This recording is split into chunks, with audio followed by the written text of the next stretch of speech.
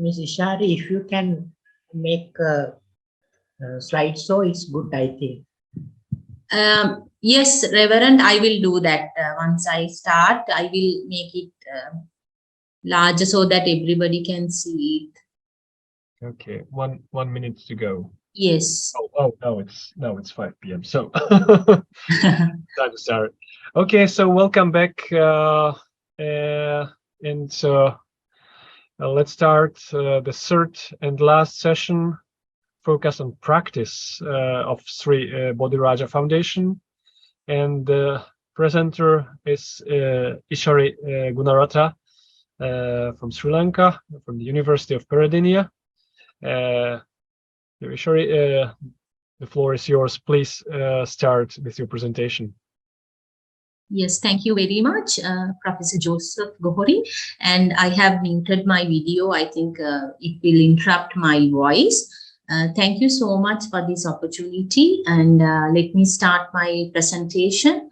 I would like to thank Dr. Reverend Omalpe Somananda for giving me an opportunity to take part in this research. Ladies and gentlemen, good afternoon and good evening, everyone. So I'll be talking about practice, specifically about the practice orientation of Sri Bodhiraja Foundation. So as we all aware, as social work practitioners and social work scholars, the knowledge base of social work is comprised of social work related research and the practice and the education. This is how we enrich the social work knowledge base. So today I'll be talking about the practice orientation, and how the Bodhiraja Foundation has developed their practice orientation and what we really can gain from their practice orientation for the development of Buddhist social work in Sri Lanka as well as in the world. So,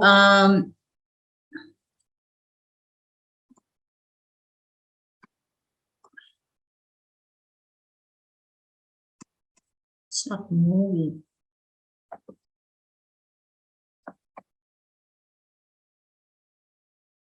So the practice of Bodhiraja Foundation, this is how I have outlined my presentation. I'll be talking about their philosophy with special reference to the practice and the setting, orientation, target groups, practice intervention methods, their sustainability, code of ethics, novelty, and other relevant information. So let me start with the philosophy of Bodhiraja Foundation from their literature and from our findings. This is what we collected.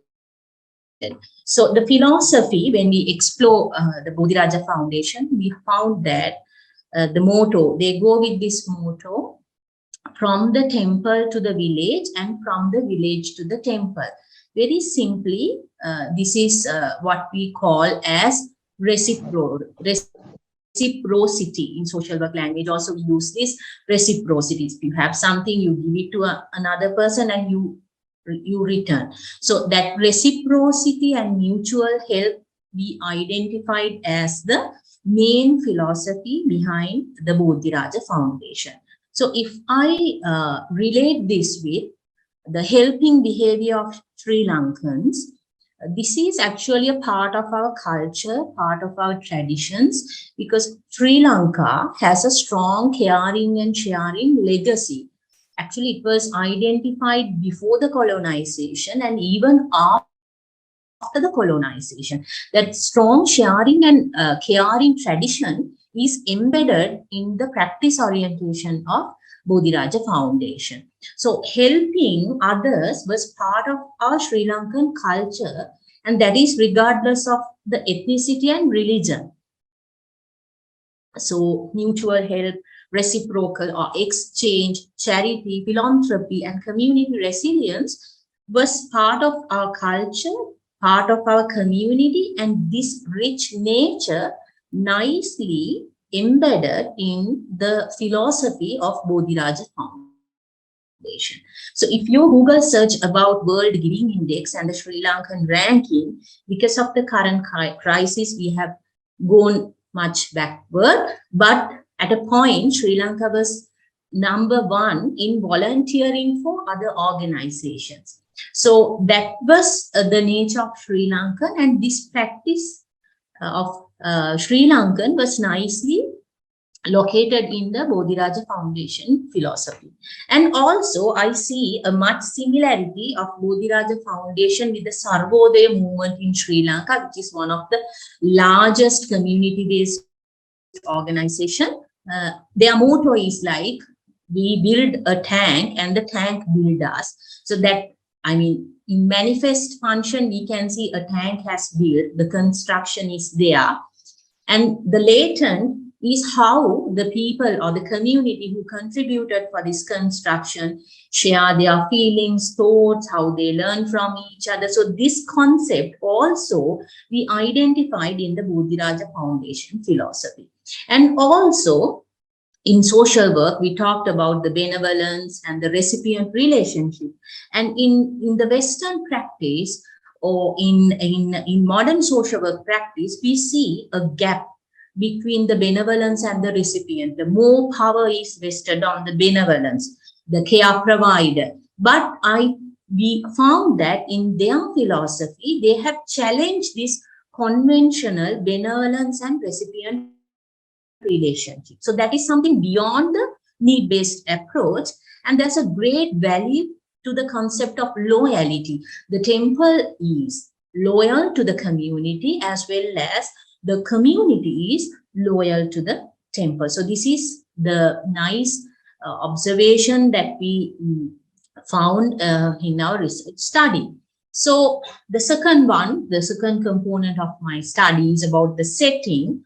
Now, in social work jargon, the setting, the term setting, it's very popular, right? So we call it, some used to call it agency, some used to call it organization, institution, placement, and practicum. So in Bodhiraja Foundation, when we explore about their setting, when we question about what is your setting, the foundation, the Bodhiraja Foundation setting for their practice was the community.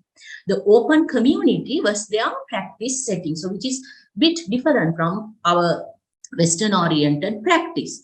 So this open community is comprised of diverse individuals, groups, and the community at macro level. So we identified that the Bodhiraja Foundation is as the umbrella organization. It's kind of an umbrella organization, and under this umbrella organization there are many other projects and programs are running throughout. So the Bodhiraja Foundation being the big umbrella, providing the shelter for the practice intervention. And the next is the services actually that they provided. So you can see we have divided their services as the services oriented for religious, promoting religious activities of the area, and services oriented to promote social welfare. So you can see basically there are 5 categories of religious services and 22 different types of social welfare services. Because of the time being, I will skip this slide. And practice orientation, when we explore about their practice orientation, you can see these 3 leaves of the Bodhi tree, and this is their emblem, and there's a meaning behind these 3 bold leaves. So the ultimate purpose of their practice is to bring happiness and well-being to the entire environment. So which is not only to provide and to bring happiness and well-being to humans, but it is go beyond that, provide happiness and well-being to the humans, non-humans, and the nature. So that is what this reflects. Bold leaves reflects humans, non-humans, and the nature. So it's very much more about coexistence, how we human beings live with animals and the nature. So they promote coexistence in the world. And also these three circles which you identified in the first bowl leaf, it talks about Sila, Samadhi, and Prajna. The Buddhist training on path to well-being. So if I expand this, now this is what we know as under Sila, Samadhi, Prajna. So the first one, if you take Sila, it's about the ethics or the moral. It is basically about like when we promote well-being, how to promote it. Like how do you promote your well-being? Through right speech, through right action, and through right livelihood. That is Sila, the ethics. And the Samadhi, it's about what you do in order to have or in order to maintain a good well-being, proper well-being. So that's right effort, right mindfulness, and right concentration. And prajna, or the wisdom, why you do that? What is the underlying philosophy of well-being? It's the right view and right intention. So this is what their emblem reflects. And next, about the target groups, I mean, to whom that they provide their service. There are basically two categories, as you all can see, bhikkhus and civilians. So how do they get or how do they reach the target group? We basically identified in three ways they reach the target group, like from the referrals through the known parties, especially children with learning difficulties, children with poor family background, teenage pregnant mothers, and children with disabilities. They get and get the service of Bodhiraja Foundations from the referrals. And there are some mandatory admissions, especially to Pirivena, admission to elder care homes, children home, disabled children home, and home for teenage pregnant mothers. They are mandatory from the court, from the probation and child care. These are mandatory admissions. And apart from that, there are voluntary admission, like to Bodhiraja International School, Bodhiraja Preschool, and Bodhiraja Special School. These are voluntary admission.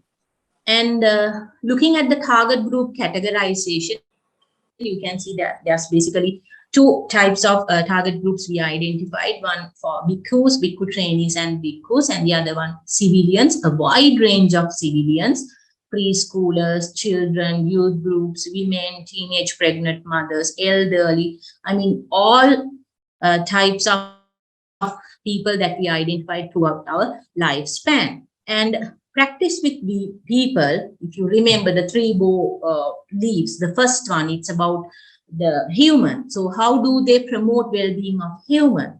Their ultimate goal is to bring happiness and well-being.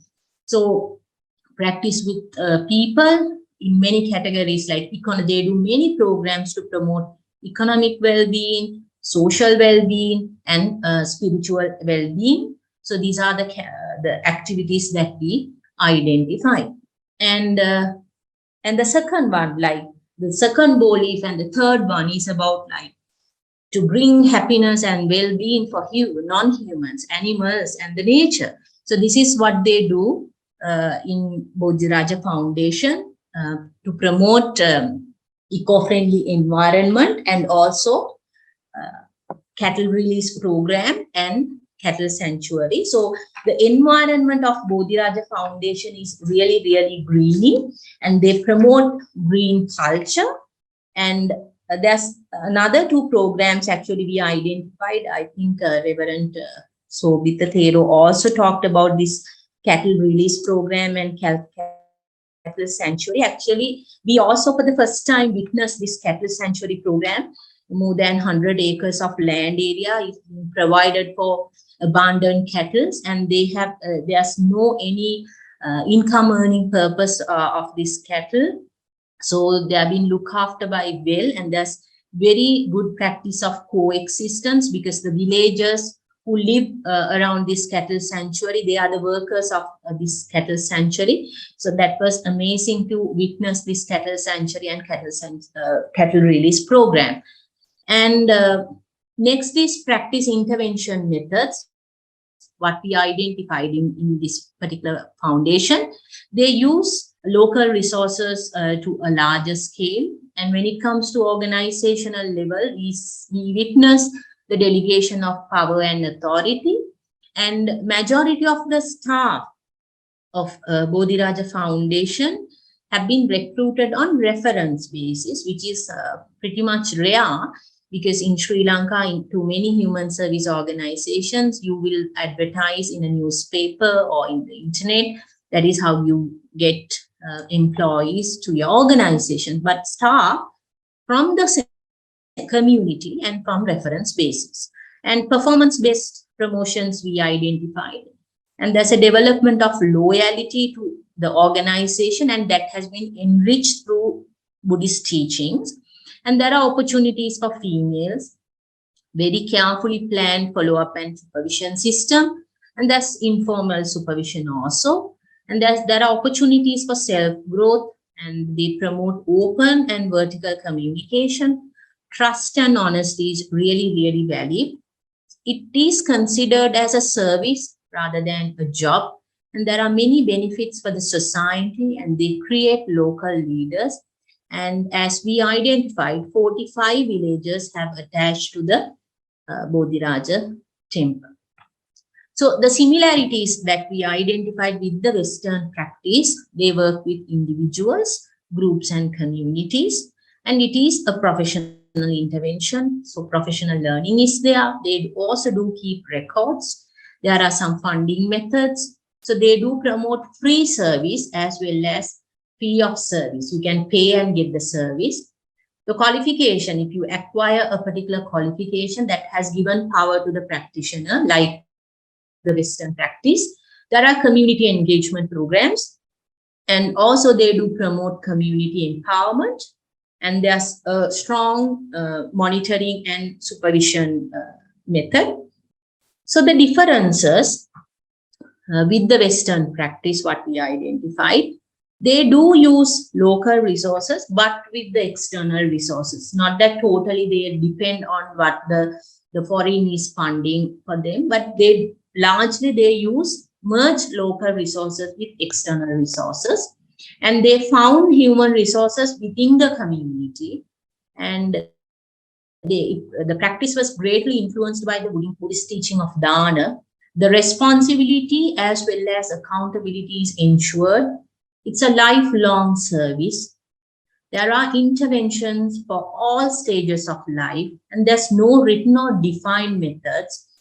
If you go and ask for a case record, history of a case that is handled by one of the service provider, there's no written or defined methods, because these methods are situational and dynamic.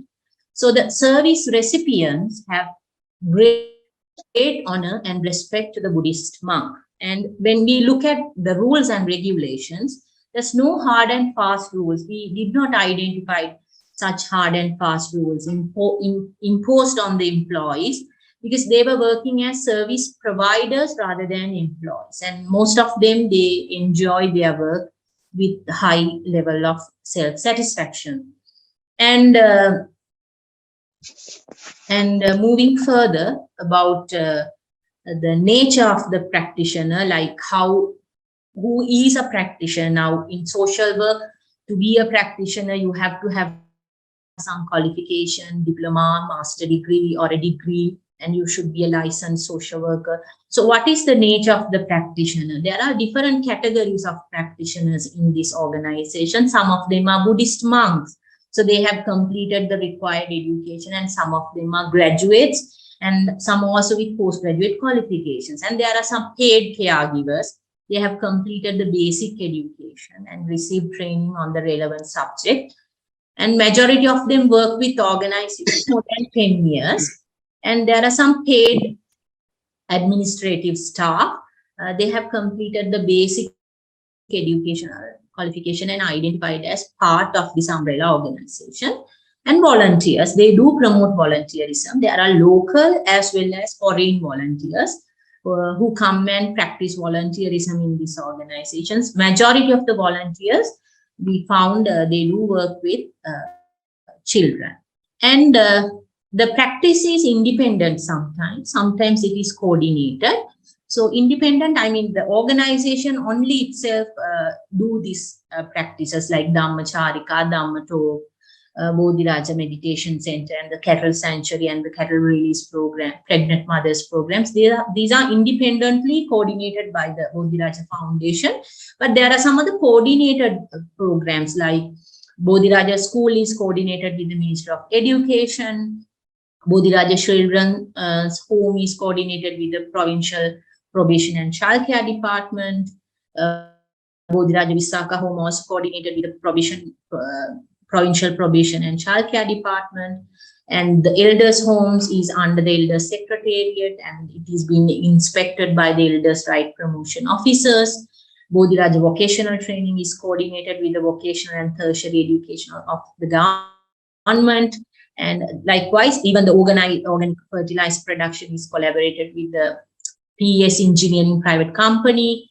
And Med 7 Home is also inspected by the district and divisional social service officers. So the organization not only cater like individually to different target groups, they have links with the government as well as with the private sector. And application of Buddhist teaching in respect to practice, how actually the Buddhist teaching enrich their practice under this actually. So compassion and care towards the needy. And in Buddhism, we believe the greatest wealth a Buddhist can achieve is giving. So they do promote giving. And Samma Vayama, the correct effort, how you put it accurately. And also the Buddhist teachings in relation to concept of altruism, rebirth and reincarnation, and concept of dana, we identified in their practice. And the sustainability and the novelty, we believe in social work. If you do any intervention, there should be a sustainability. It should be follow-up and so forth. So the sustainability is ensured in different ways, like the sustainability of the activities conducted under different programs are ensured through the overall supervision of the Bodhiraja Foundation, being the umbrella of this whole setup. They do supervise the activities. And the Bodhiraja Foundation is the umbrella body of the organization, and each program is supervised through a coordinator. Coordinator can be the officer in charge or the principal or the matron sometimes. And there are some monthly review meetings and field visits have been organized to monitor the progress of each program. The coordination with the government departments and officials also ensure the sustainability of the activities. And novelty, like what we identified as different in this foundation. This is what we found in our study, like contextualized practice orientation, because we talked about contextualized social work practice, especially in critical theory. So we have identified the novelty of this Bodhiraja Foundation is they have successfully contextualized the practice with individuals, communities, and groups. And it is a locally driven program because their philosophy, the use of resources and the utilization of resources, objectives, and the staff, it's locally driven program. And it is something beyond helping human. You cater the service to animals and also to the nature. So that is something beyond human. And they focus on integrated development because the practice orientation is to bring happiness and well-being. So they do promote integrated development and they practice engaged Buddhism. And this is what we found in Bodhiraja Foundation. The practice in Bodhiraja Foundation, it's much more relevant to the social work practice within the Sri Lankan framework. And that's all actually about the practice orientation. So if you have anything, any questions, if you need any clarifications, I'm happy to contribute. Thank you so much.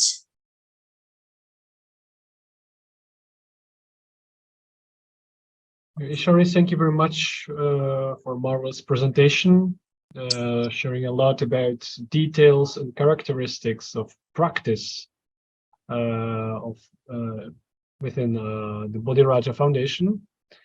So before we open the discussion, before we open the floor for everyone, I would like to invite Batigish Adilbish from National University of Mongolia, one of our joint research members, to share some comments, maybe some questions regarding this presentation. So Adilbish, the floor is yours, please. Go ahead. Please unmute yourself first. Your microphone is... Oh, yeah. Yeah, okay. Good afternoon, everyone. Thank you for Joseph for giving me opportunity to share my thoughts about this very rich presentation about the practice, social practice, and combined with the Buddhist practice.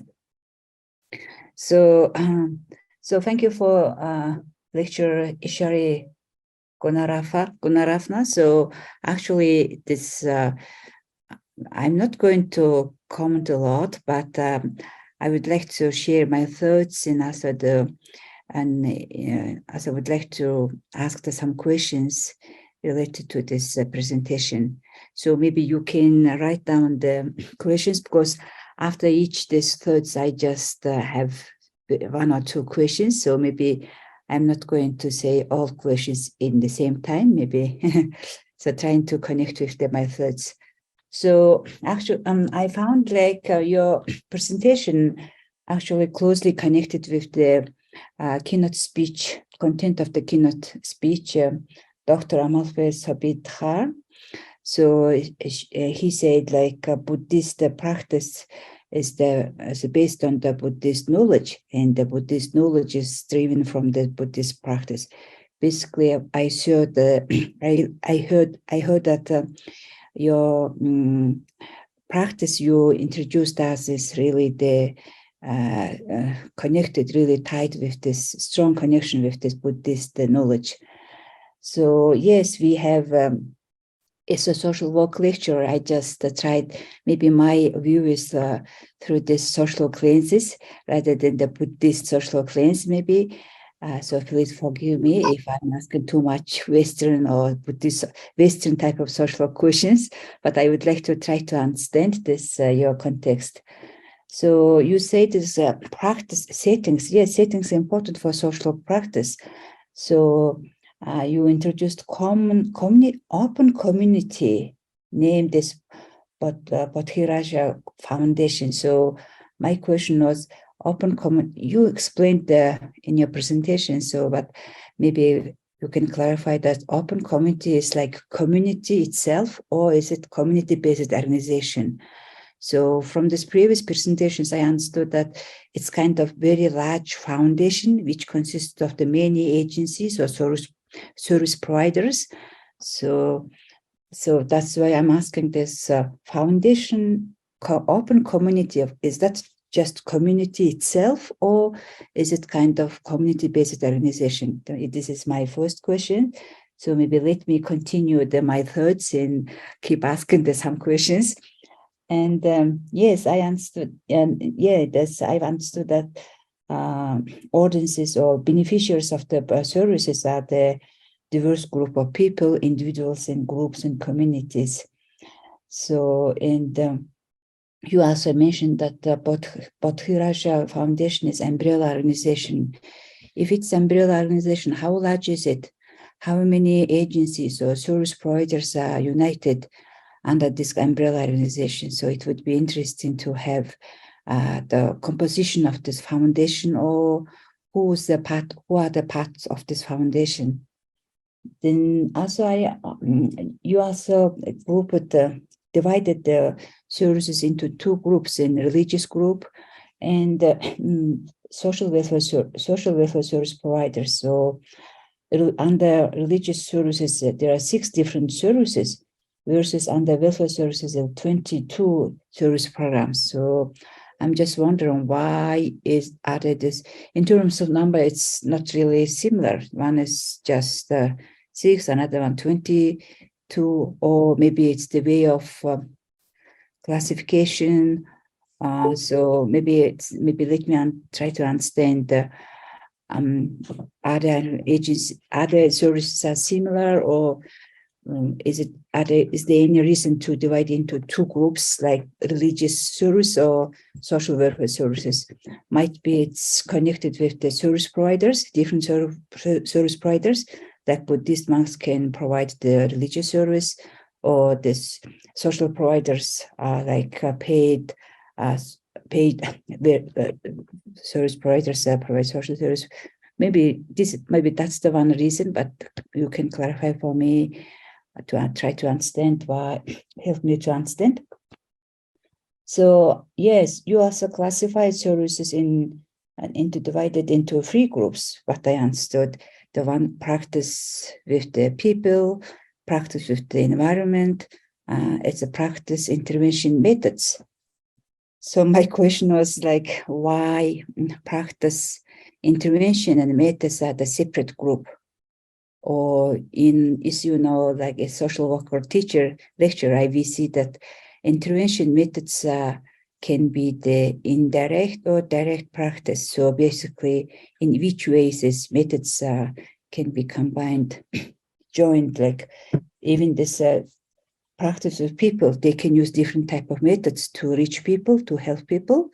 And also the practice environment, they can use different type of intervention or methods to deal with environmental issue. So I was wondering why this practice intervention methods became separate group of services.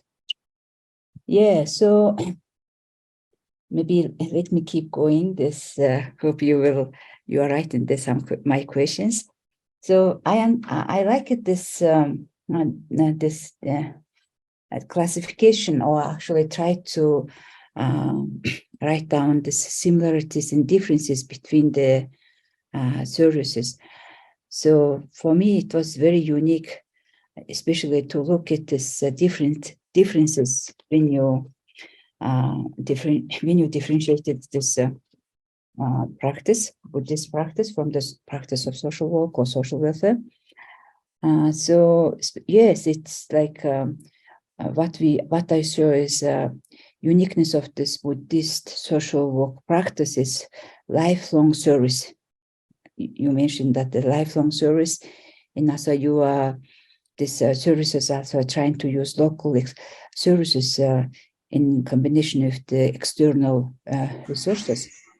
So which is actually very good. What is it actually part of this term of sustainable development? You know, we have to use local source and to be sustainable, in order to be sustainable based on the local resources, local people's capacity and assets. It's very important. So if we see it this way, I just had a question.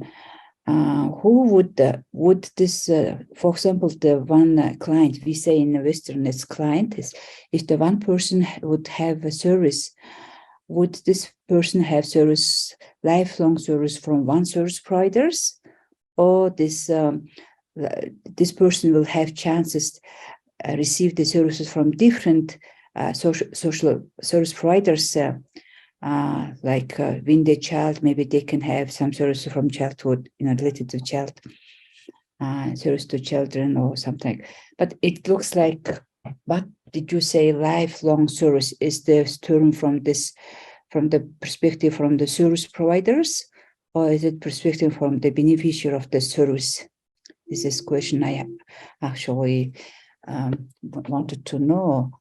And also, would they have similar concept of case management, like if the person has service to get this complex service, whether they should have tried to provide complex service that one person, then one case manager can deal with managing the services, or different service providers will provide service for the one client of one person. So this was another question I it was interesting to know. So generally, like, let me go on to end of my questions. So I like it actually, this presentation, so very rich of information about practice. And also this novelty, you mentioned about novelty of this practice. Yes, I really understood, and really, I got really the message that yes, Sri Lankan practice is really contextualized practice, and so local driven philosophy, and beyond helping human integrated development, engaged is it's really looked like strongly engaged with Buddhism. So basically, your presentation reminded me my colleagues' talk who visited Sri Lanka 3 or 4 years ago.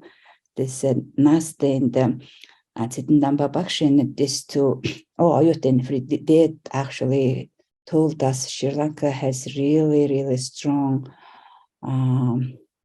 the Buddhism is really embedded strongly in their culture. So I saw this uniqueness of contextual practice. And thank you very much. If too many questions, forgive me, just you can clarify. Thank you. Yeah, thank you so much. Yeah, I noted down it well, but I'll try my best to go through one by one. If I miss anything, you can just remind me. Now, the first question that you asked is about like, why did I use the term open community? Right?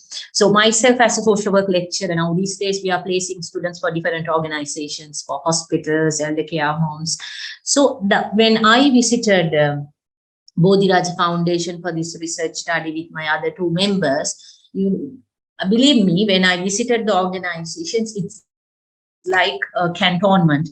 It's kind of a village. When you entered one side, you can see the temple, the Pirivena, and on the other hand, you can see a preschool. Children are going here and they are shouting. On the other side, children with special needs. On the other side, there's a vocational training. So it's like a cantonment. So you can see the open community in Bodhiraja Foundation. So this is not just a setting or a field placement that we identified in social work practice. So if you go and visit to a hospital, you know the purpose. Okay, this is the purpose of the hospital, and you see patients, right? But in Bodhiraja Foundation, it's like everybody, like all throughout the lifespan, from the infant to the elderly, you can meet at the Bodhiraja Foundation. So this is why I actually use that term. It's the open community. The setting is open community. For a social worker, I have assigned one of my students at Bodhiraja Foundation. I'm going to.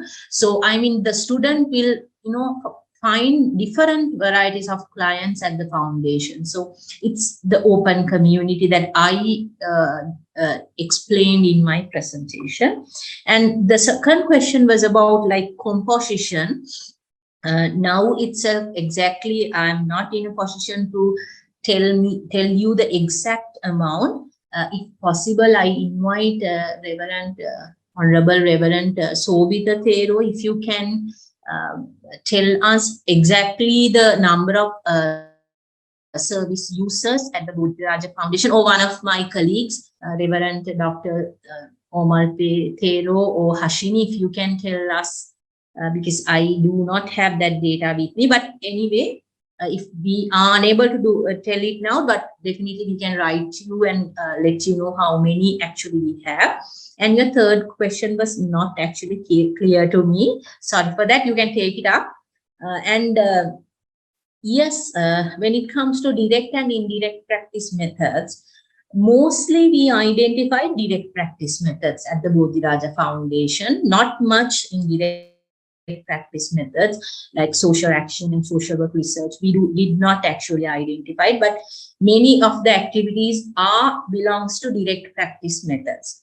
And yes, I stated that is from the service providers perspective, not from the other perspective, the answer for your fifth questions. And there are different social service providers. Now, for an example, if you take the Bodhiraja Children's Home, now this children's home is supervised and financed by the Bodhiraja Foundation. And there's an in charge of these children homes. But elders, child rights promotion officers, officers from the probation, weekly visit the institution and they supervise what is happening at the institution, and they do conduct case group conferences and case management. So this is kind of a networked program. So in according to the Sri Lankan law and regulations, you cannot run a children homes without the permission of the probation and child care departments. You have to work under them. So this organization also, they do follow rules and regulations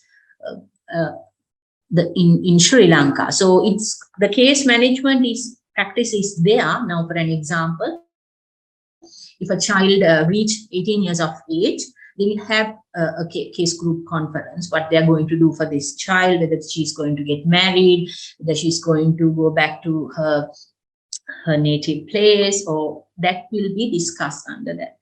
And yes, anything more?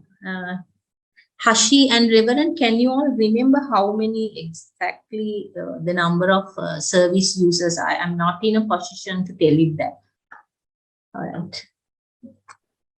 If the numbers are not clear, it's not really necessary. Yes. I just wanted to understand, but what I understood, it's I can give the answer. There are listed 31 the service centers. 31 service centers by now, but there are some other programs which are not written in this list. As an example, those providing certain Dhamma services in villages, or providing some material things to the villagers, particularly in this corona time and times of those insurgencies. We provided thousands of dry rations to the villagers, and such services are not listed here, but listed service centers are 31. Thank you very much. Thank you. So thank you, lecturer Ishari. So for the Dr. Amatul Sabhatit for the good responses for clarifications. Thank you. I'm done. Okay, Dr. Adilbish, thank you very much for your comments and for your questions. I mean, a lot of questions, and I think now it's more clear, and we can see more details about the Raja Foundation. Venerable Omar Pesomita, do you have anything to share? More information? I can see your microphone. Yeah, please go ahead. Yeah, actually, this who is the speaker? The last speaker, the lady. What is the name? This is Ishari Gunarathna. No, the Dr. Adilbish, professor from Mongolia, right? Okay, Mongolia professor. Yeah. Yeah. Of course, that it is a lifelong service. Not that. It must be lifelong, plural. If it is lifelong, it will be ended at the end of the life. That means, as the founder and also the president or director, it is not my lifelong service. It will be a lifelong, plural. There are like many lives. Buddhist culture, like we believe that I have this life in my past or previous, or like when I passed away, there is another life starts. Is that right? Is that connection with that? that we are having aspiration. There is aspiration. Aspiration first. Yava Nibbana Patya. I do conduct this particular service until I will end up my samsara. That means whatever way, wherever I go, I will be born, I will have to conduct. And again, I also have to encourage my fellow members, my disciples, fellow members, my well-wishers. They are also encouraged already. They already observe. They don't care whether I am in this position or not. That is happy thing. You know, they don't care whether I am in this position or not, whether I do my work or not. They do their work. Because why? They have already been convinced. They have already been observed well. Now, they are not working because of hierarchy or because of any other material gain. They know very well what is the material and spiritual gain with such work. Therefore, it is become a lifelong service. Actually, it is endless service. Yeah, it should be going on.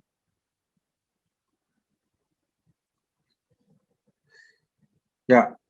And then again, our community-based organization or community organization, actually, I don't find any difference that community-based and community work.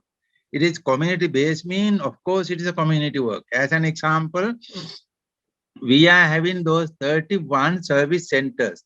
31 service centers are having 31 individual management committee.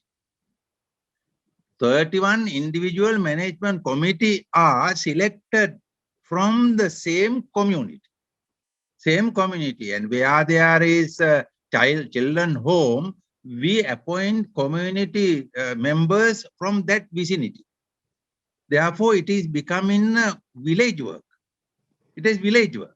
And then whatever problem, village people come. As an example, day before yesterday, one cow lost from our Tamil children home. They are having a pet. That is a cow. Okay, that cow lost 2 days ago. What happened? After about maybe about 45 hours, the cow could find out, because all the village work together. They are Tamil, they are Muslims, Sinhalese, all they engage to find out this cow. What happened? Within after 1 day time, the cow was found. It was fetched to the center, and so on. It is becoming a village work. Therefore, it is a village-based village community-based community work. It is belong to the individual community. And then overall things are being managed by Bodhiraja Buddhist Society with the help of local and foreign well-wishers. And the government, yes. I see. Thank you very much for clarifying and providing more details. Thank you very much again. Anyone else? We still have some time to share some questions and comments related to practice session. What about our colleagues from Thailand?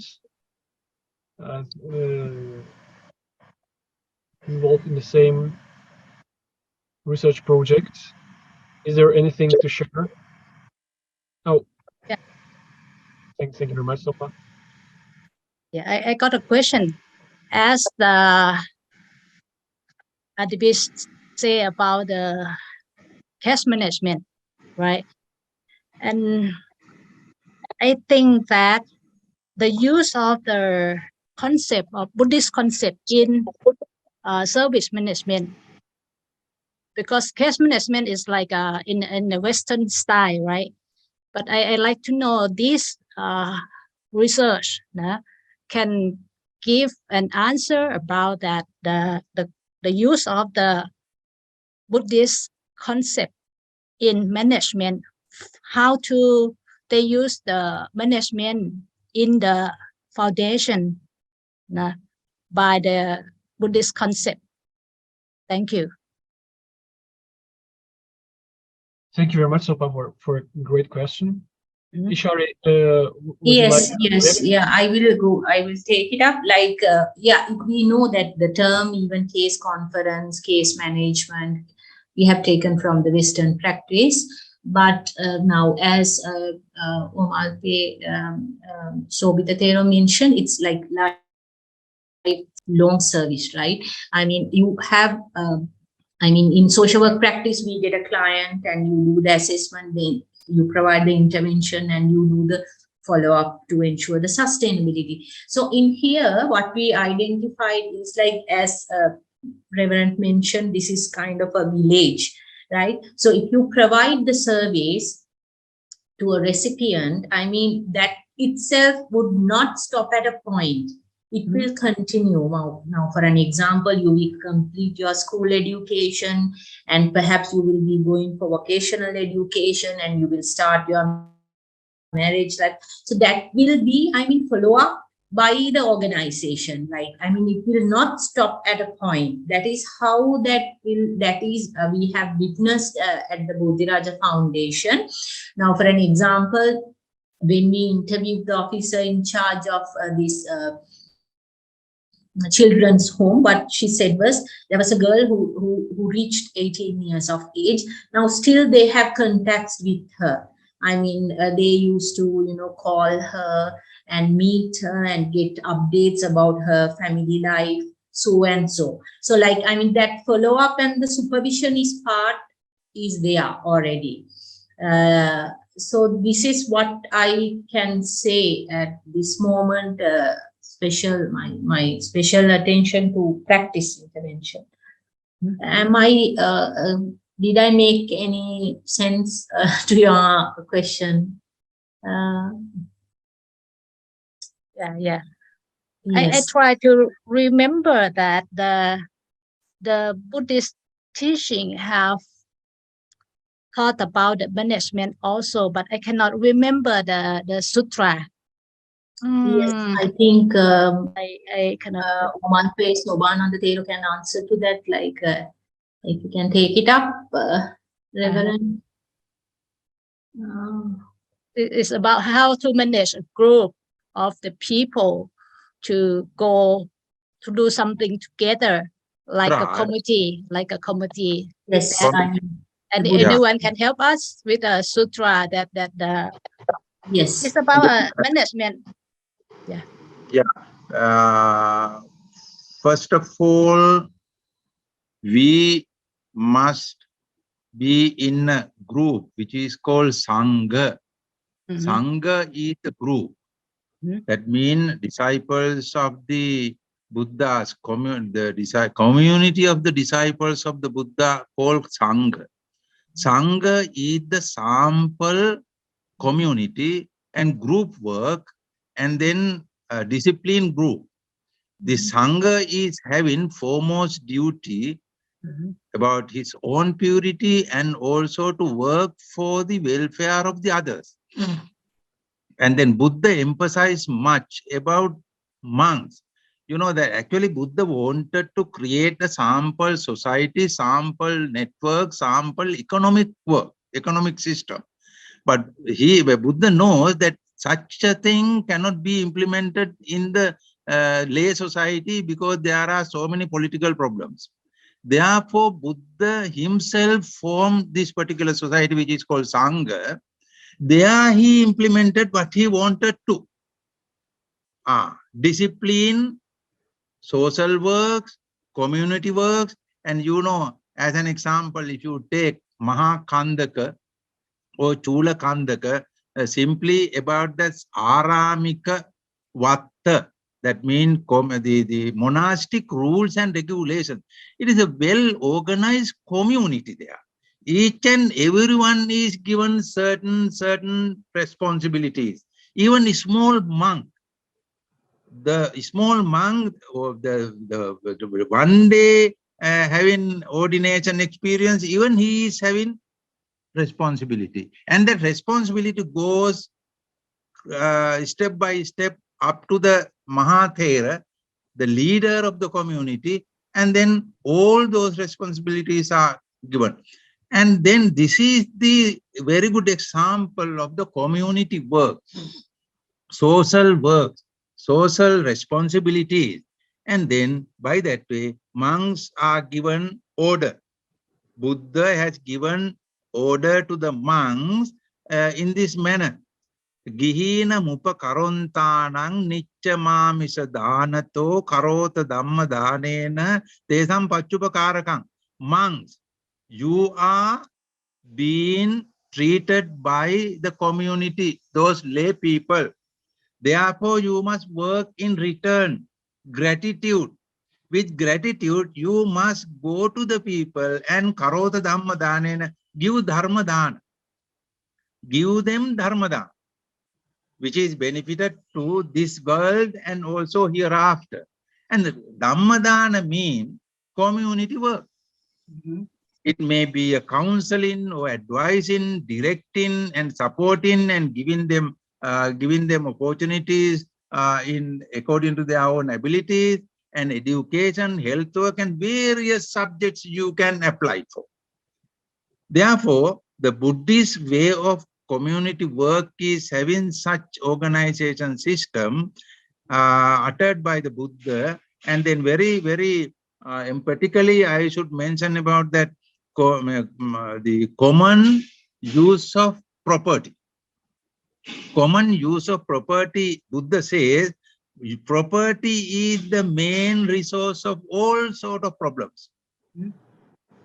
The wealth, the wealth, and then the money or wealth, this material wealth is the base for all sort of problems. Therefore, one should be able to manage this wealth properly. If it is so, we can solve the problem.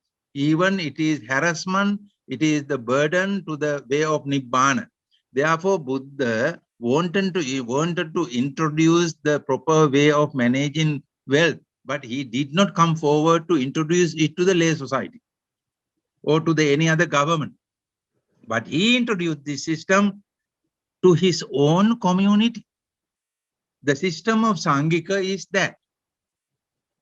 Then, therefore, the everything is given in the Dhamma, how to manage the work and also how manage the duties and so on. We can trace by that way from the various Buddhist sutras. Thank you. Thank you. Thank you very much. Sawadika. Sawadika. Sawadika. It seems Dr. Albish wants to react. I think you are raising your hand. Yeah, please go ahead. Just one clarification. Like it looks like Bodhiraj, instead of calling foundation, it looks like from the explanation, from all this information I found, why did they call foundation? It looks like it's Bodhiraja community. It's actually this Amalpe Sabitra also mentioned in his explanation about Bodhiraja society. Actually, it looks like if it's called Bodhiraja society or Bodhiraja community, it would be more like, looks like more like, gives more like suitable term. It is okay. Yeah. That actually at first it was Bodhiraja Buddhist Society, and many societies come together as an umbrella work. Then actually our friends and some other people who are having experience in the field, they suggested better there be foundation. Foundation become more strong because it will be a umbrella organization. Foundation mean having with many arms. That is why they suggested. I find it is okay. So far, it's all right. I think so. If there is any such point, we can consider. Yes, still we can consider. But it is registered and as a Parliament Act, now Bodhiraja Buddhist Society, Bodhiraja Foundation. Thank you. Yeah. Okay. Thank you. Thank you very much. And then again, foundation. Thank you. Thank you so Yeah, much. it is, and again, foundation is a strong base, which means foundation means strong base where we can build up a multi-story building. And then therefore, foundation is having such a strong base. On that base, we are constructing such a multi-story building of services. Yeah. Thank you. Thank you very much again. Thank you. Anyone else? Oh, the time for the last third session is already over.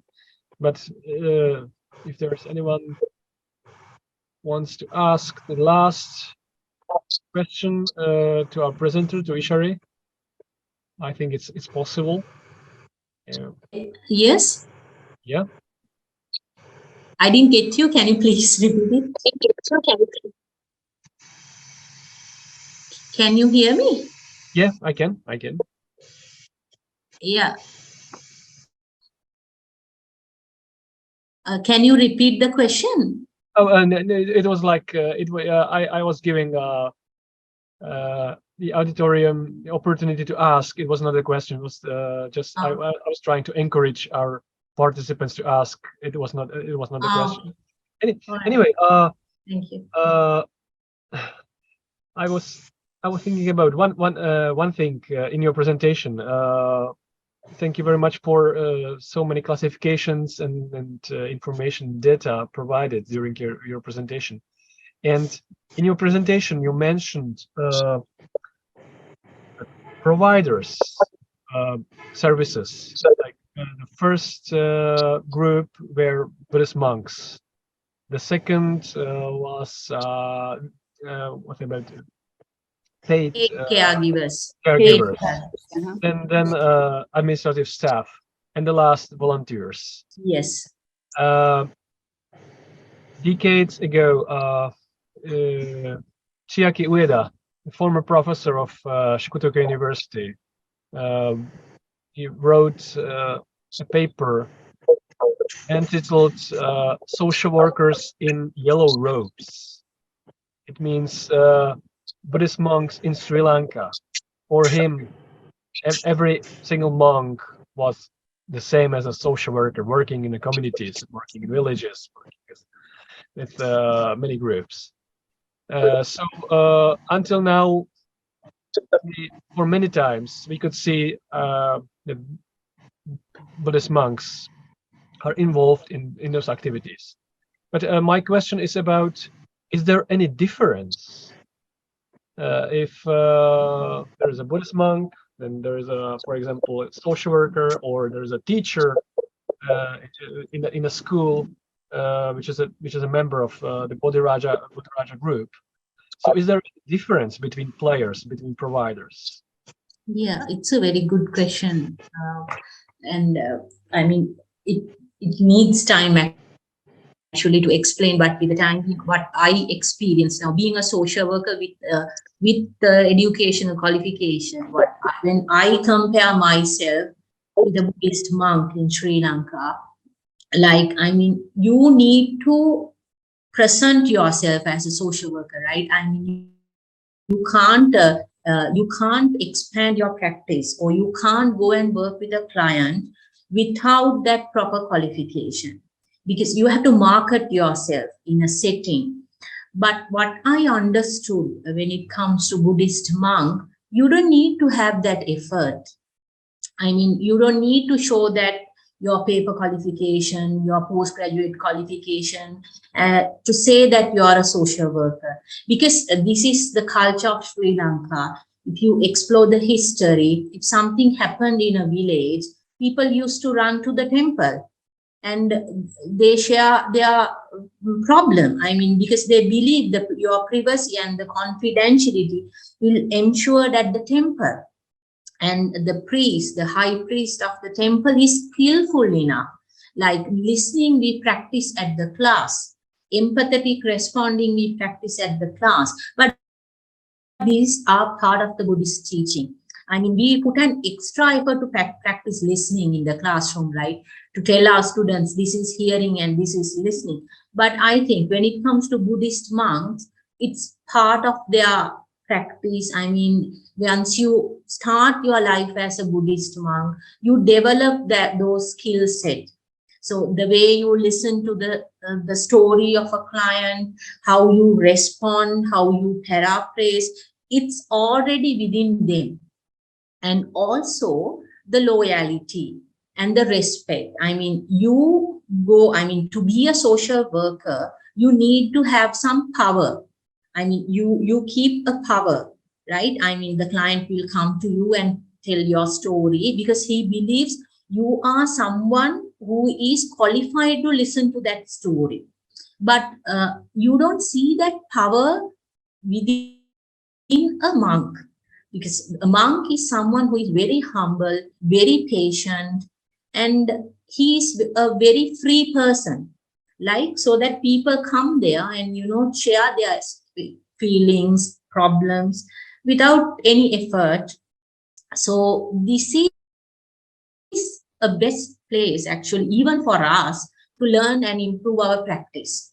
Like you don't need to market yourself to get clients to you. It is automatically happen. So I need more time. Because of the timing, I will limit my answer. Thank you. Thank you very much. Thank you very much. It was, despite the fact we have not enough time, it was very clear and very interesting. Thank you very much for your clarification and for your answer. So thank you very much again, Ishari, for your presentation and for a lot of answers. And I'd like to repeat that your presentation has been already shared in a chat box. So if you are interested, please download it and go through all slides again, maybe after the seminar. And after this seminar, I hope in a couple of weeks, we will edit the report, including PowerPoint slides, including summaries of all presentations, and I hope we will be able to share it in February or in March with everyone who is interested.